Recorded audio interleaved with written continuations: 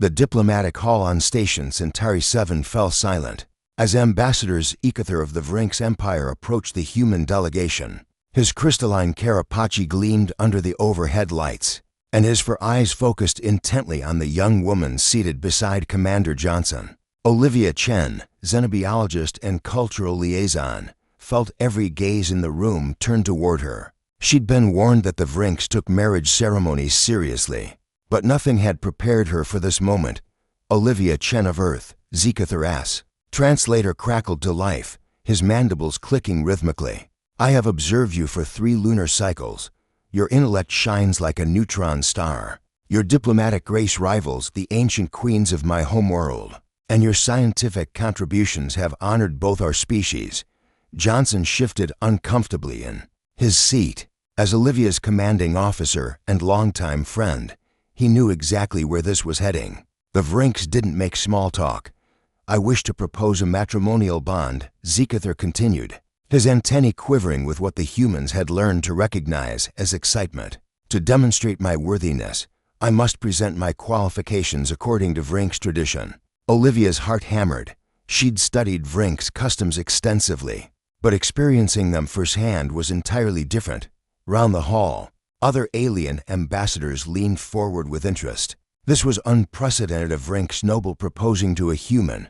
My lineage is impeccable, Zekather announced proudly. My father commanded the 3rd Fleet during the Kelvrian conflict. My mother, he paused for dramatic effect, his translator, conveying a tone of deepest reverence.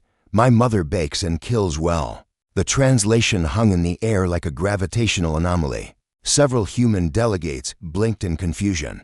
One junior officer barely suppressed a laugh. But Olivia, who had spent months studying Vrinks culture, understood immediately. She felt Johnson's questioning gaze on her, but she raised a hand slightly, signaling him to wait. Ambassador Zekather, she said carefully, standing to show proper respect. I am deeply honored by your proposal. Would you elaborate on your mother's achievements? I wish to understand the full significance of your lineage. Zekather's carapace brightened of Vrinks. Blush of pleasure. No human had ever asked for elaboration before.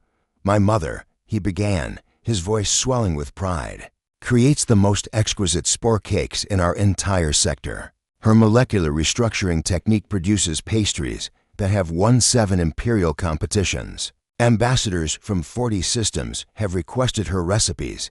Johnson's eyebrows rose, but he remained silent, and in her youth, Zekather continued, she was the deadliest warrior in the Imperial Guard. She personally eliminated 3 assassination attempts on the Emperor, dispatched 17 enemy combatants during the border wars, and still holds the record for tactical eliminations in close-quarters combat. Olivia felt a strange appreciation blooming in her chest, not for the proposal itself, but for the profound cultural insight it represented. On Vrinks Prime, the ability to nurture and the ability to protect were considered equally sacred. A mother who could create beautiful things and defend her family with lethal efficiency was the ultimate ideal. Among my people, Zekather explained, his tone becoming almost philosophical. We believe the greatest beings master both creation and destruction. To bake is to understand chemistry, patience, and the joy of bringing pleasure to others.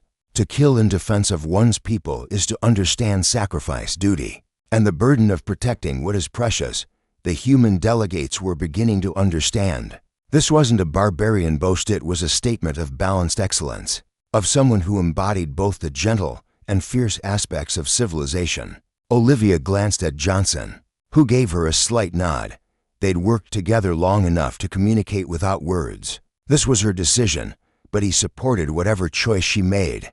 Ambassador Zekather, Olivia said slowly, your mother sounds like an extraordinary individual. In human culture, we have a similar appreciation, though we express it differently. We honor those who can heal and harm, those who create art and defend borders, those who can be soft with children and hard as steel against threats. Zekather's antennae perked up with interest. However, Olivia continued gently, I must respectfully decline your generous proposal. Not because your lineage is unworthy, quite the opposite, but because my heart belongs to my work. to building bridges between our species through understanding rather than union." She paused, then added with genuine warmth, "But I would be honored if you would introduce me to your mother someday. I suspect she and I would have much to discuss about the balance between creation and protection." For a long moment, Zekather remained motionless. The hall held its collective breath. Vrink's rejection protocols were notoriously complex, and a misstep could trigger a diplomatic incident. Then Zekather's carapace shifted to a deep blue, the color of respect and acceptance. "You honor me with your honesty, Olivia Chen," he said, bowing in the Vrink's manner. "And you honor my mother with your wish to meet her. This is not the outcome I hoped for, but it is one I respect. Perhaps the greatest compatibility is not always romantic, but intellectual and philosophical."